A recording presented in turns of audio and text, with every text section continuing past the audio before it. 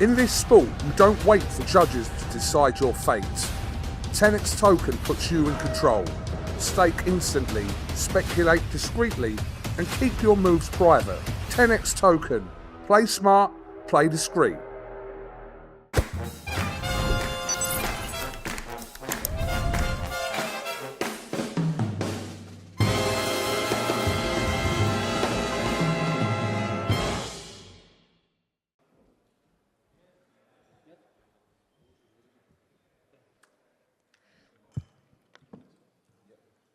Mackenzie, over here. Hello. How are you? Does it work? Yep. I feel like we've been talking about you in a title fight since your debut and how long it would take to get there. So I guess now we're only a few days away from you getting your first title shot. So I guess what are the emotions? How's camp been? And I guess what are you doing differently now, if anything, for this camp? Yeah, I mean, I'm super excited. Obviously, I think the way that everything happened with Weili vacating and Vera being the #1 contender, I don't think that, I think that win over Vera 5 years ago, that obviously I wasn't training to fight for the belt back then. I was just trying to grow the ranks and get into my own, learn the whole sport. But that set me up to be fighting for the title now. And it's really like surreal how this happened, I think that kind of the focus was always just to like day after day and get better and trying to get better and put myself in uncomfortable situations and to like feel that we made it here and that this is a great matchup for us. It's against someone that I beat before. Obviously, it could go any way, but it definitely gives you a little bit like, it's possible. So yeah, we just kept training and we're focused on training. This camp, my last fight with Amanda was 8 months ago. So, this whole camp we were training just everywhere, but we didn't train anything specific for Vienna. But yeah, I think we just kind of trained to be a lot of sparring and be ready for whatever comes. Are you happy with the path to the title? Because like I said, I feel like if you got a title shot earlier in your career, people would have expected that. But it's kind of been this longer journey for you. So are you happy with how it played out to just get better inside the octagon? Yeah, if I could not go through like broken noses and the losses, that, of course, you have like lots of times you think like, man, maybe I shouldn't do this. I should go back to jiu-jitsu. That's, I was like winning everything. And I like basically started humbled myself to start something new and become like a white belt and just like learn and go through, especially on a bigger platform with all these critics and, just the UFC fans, they like love you and then hate you and then they love you again, so it's a lot of roller coaster ride. So, I can't say I wish I didn't have like an undefeated career like Ronda Rousey, and that would be amazing, but I'm proud of my journey. And I think that's what's going to help me be a great champion is the adversity that I went through. I think everyone has different styles. So I see myself similar to like Charles de Bronx, who kind of, everyone saw that he had so much potential and he's kind of up and down and he's been at it for a while and he has all these submissions. But when they're a champion, it's like they really have a lot of light in them and, they don't just retire after, So I think I'll be more prepared for what comes at me. Winning this title, whoever comes next, what are the next obstacles? Because of everything I went through, then, I don't know, like maybe Tatiana Suarez, who was undefeated, and then when she did fight for the belt, it was like a big difference, in the levels and everything like that. So I'm really proud to be, to potentially become a champion that can do a little bit of everything. That was my goal. How often, or have you at all, watched that first fight? Because I feel like when they look at your career, they talk about the war against Andrade and the wars against Marina, but I feel like that first fight against Verna is maybe a little overlooked, because I think you broke your nose in that fight. I think you had just started with Jason, too. So I guess from there to now, like, how have you rewatched that? And when you watch that, what do you think? Yeah, I didn't watch it that much, but when we did schedule the fight, I think I watched it like 2 weeks ago. And I was just like, man, look how I was throwing. Look how crazy we were going. I think we showed a lot of heart. And like I said, I think I was number 13 and she was like maybe 12 or I don't remember. We were kind of back we were in the ranking, but we were, back on the end part of the rankings. And just to see how we were just like trying to do our best. Both grapplers exchanging on the striking, you know what I mean? So I think we both kind of just wanted to see who got better at our striking, who got more better in our striking. And just like the adversity, like getting my nose, that was the first time I ever got like a real injury in MMA, the broken nose. And I mean, I think the biggest thing I watch is just coach telling me like, no, you're fine. And like just seeing myself go in and out of focused on the fight and focused on my nose and thinking like, okay, am I bad? Is this good? Is that bad? And when I see that now, I see like, man, how I'm way focused now. And if something like that was to happen, my mind's already like, it's already protected. You know what I mean? It's not something that's going to distract me, So, it was cool to see really what your body can go through and how your mindset, you can bring yourself back in, and how important coach was for me. And I think that's why we're so happy we made it here. He's had lots of champions, and he's super excited he could have one more champion. How much of a change have you seen in Verna's game? Because obviously she seems to be on the biggest run of her career, and like yourself, she had a couple setbacks and didn't know if she would make it this far either. Yeah, I mean, I think that Vera, she's gotten so much better just with her fight IQ, and being able to implement her style, I went on and I fought like Marina Rodriguez, I fought Yam Shannon, I fought Amanda Lemos, and I had like crazy wars with them, but, I felt I was on the losing end of those. And then Vera, she fought all of those girls after I fought them, so I think she kind of was able to see like, okay, that's not what to do, and put her game and be able to submit and take them to the ground, not getting punched as much as I do in fights.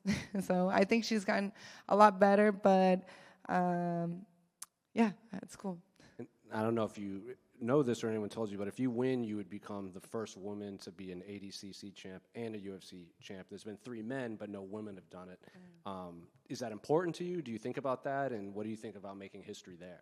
Yeah, 100%. I mean, for sure that, but I know I'll be the first woman. There's only been one guy, Fabricio Verdum, who's done World IBJJF, Abu Dhabi World Pro, ADCC, and UFC title, and Fabricio Verdun is the only man who's ever done all of those 4, and I could be the only woman to do that. So that's definitely, it's just being a champion of the UFC is making history, So to be able to do that and representing, ADCC, which is like submission grappling and jiu-jitsu, they're similar, but they're not the same, So I'd really like to just solidify my name in history, and if we can make like Hall of Fame eventually one day for most submissions, and the sky's the limit, but definitely puts more incentive for me to be the champion. Just last one for me. What did you make of Bia's debut in Rio? Because obviously someone you have history with, she's already talking about like, I would welcome Ronda Rousey back. I want this quick journey. So what did you make of her performance, and would you have any advice for her making her debut from the grappling world? Yeah, me and Bia, we've been friends since we were like 12 years old, 13 years old, training together. So it's really, really great to see another, world champion jiu-jitsu girl here. Even Jacqueline Amorim, who's also fighting on this card. We know from the jiu-jitsu community and how we used to fight and train and stuff like that. So I was so happy for Bia's performance, her ground and pound. I feel like she's adapting so good, and she's, at American Top Team training with Kyla Harrison and all the girls. So I really think she's going to go far in the division, and I'm proud of her. And yeah, I mean, she's Aries like me, so she's very competitive, and she's like very initiating and, independent. So, but the best like goals I can or advice I could give her is just, to believe in her ground game and her takedowns, and not to get into any unnecessary wars. Charles seems to think now's the time they could do a stadium show in Brazil, because he's a superstar. Pereira got the belt back. You or Verna could be a champ. Jailton is right there. So do you think now's the time to have a big stadium show down in Brazil? Yeah, I think so for sure. I think we'll be the Brazilians fans, whoever. My last time I fought in Brazil was at UFC Rio, and it was amazing. And I mean, the UFC fans in Brazil, they're amazing. Everyone who goes there, they can feel the energy, so for sure.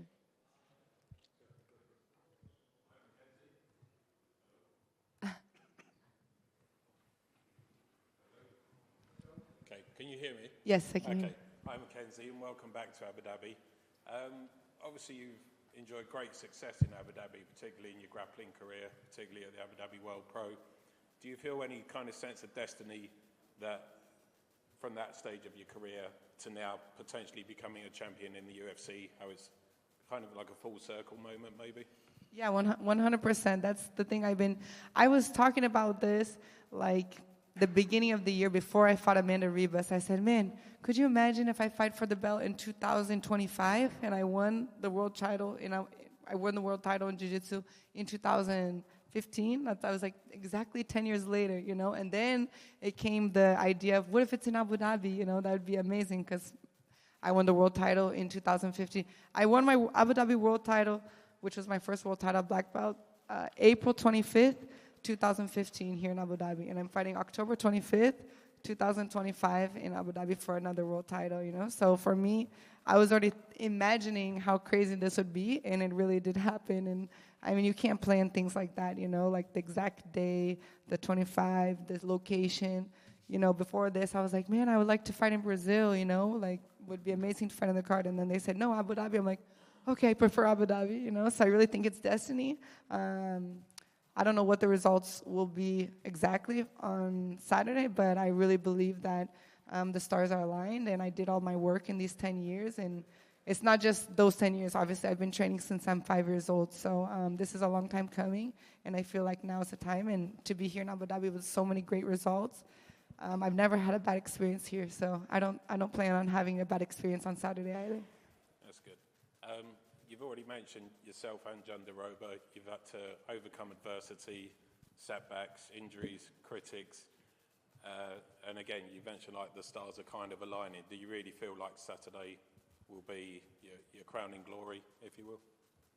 I do. I really do. I think it'll be a good night for me. I think I'll be comfortable there.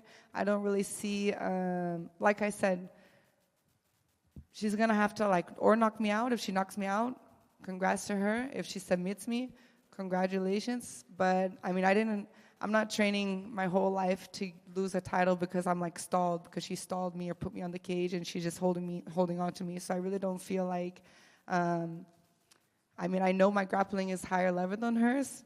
That's just with the results in all the competitions. But I mean, it's MMA, you know what I mean? We've seen like black belts get submitted by purple belts and things like that. And, but I mean, if there's a way for her to win this fight strategically by points or by like just kind of slowing me down, I'm not going to let that happen. So I really believe that it's going to be a comfortable fight, especially because I like pushing forward. I'm not scared of the brawls. I'm not scared of whatever I need to do to win.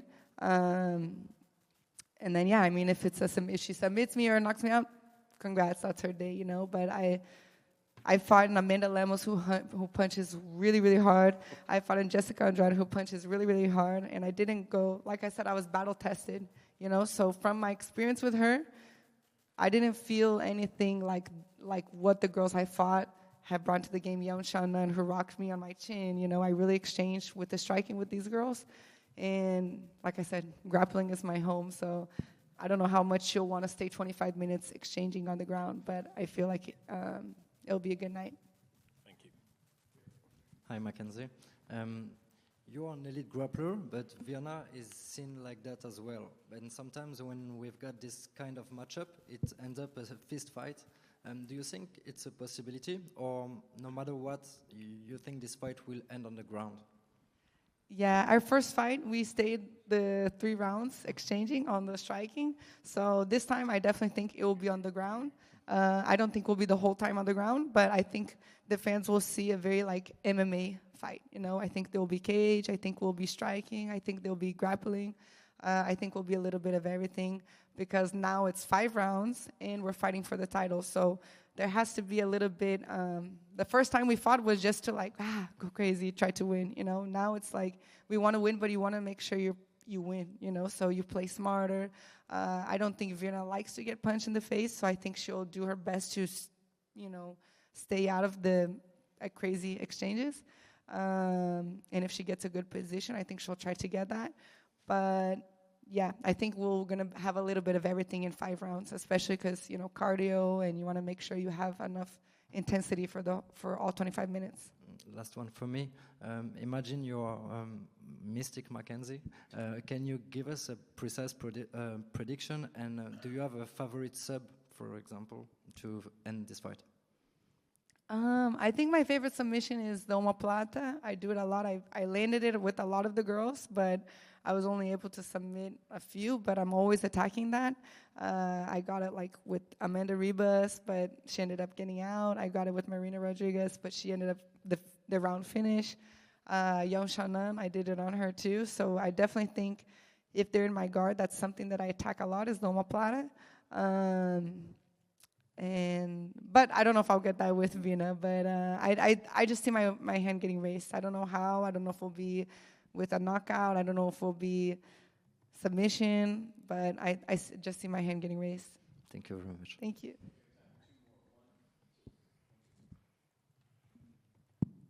Hi, Mackenzie. Welcome again to Abu Dhabi. Thank you. My question, I know you are focused on your next opponent, but after your win, hopefully this weekend, any names that pop up in your head, like maybe Wang Zili or any other fighter that you would be interested to defend your title? I would like to fight Tatiana Suarez. You know, when Carla was active, I was trying to fight. Vera is the only like grappler that I've ever fought, you know, and that was 5 years ago. Everyone else has always been strikers, so I would like to test myself with some grapplers, you know. So I'd really like to fight Tatiana Suarez, who's a wrestler. Of course, Weili, if she decides to come back down. But you know, or maybe get one of my losses, another rematch, you know. But I think Tatiana Suarez would be an interesting fight for me. I would like to do that. Last question. Now, when two Brazilians are fighting for the title, do you feel that women MMA in Brazil is at another level? Yes, I definitely think that Brazil is very strong in women's MMA, not just with the two Brazilians fighting for the belt, but if you look at the top 15, I think 7 or 8 are Brazilian. So it's like more than half of the top of the rank are Brazilian girls, and so yeah, definitely it's a lot of. We need to be a little bit crazy to fight, you know. The girls are tough, you know, really Brazilian. All the best, Mackenzie. You have a big fan base here in Abu Dhabi. Thank you so much. Mackenzie. Hello. Не секрет, что фанаты UFC любят тебя не только за выступления в октагоне, но и за внешнюю привлекательность. И вот в связи с этим вопрос, сколько раз в неделю ты делаешь приседания со штангой и какой был максимальный вес? It's not a secret that UFC fans like you not just for your aggressive nature and your fighting style in the octagon, but also for your good looks. So the question is, how many times a week do you squat, and what's your squatting weight? What do you squat? I do like a lot of repetitions of squats, but not too heavy. Of course, when I get in fight camp, I go like heavier, but usually it's like every single day I squats, Monday through Saturday, and like 60 pounds, 70 pounds. I do like sumo squats, a lot of like repetitions, 24 of 20. I work a lot. Не очень много веса, но очень часто. Приседаю каждый день с понедельника по субботу. Если говорить про неделю боя, то может быть чуть-чуть больше веса и чуть-чуть меньше приседаний. Но в основном, в принципе, просто поддерживаю, все время приседаю не с очень тяжелым весом. Thank you. Thank you.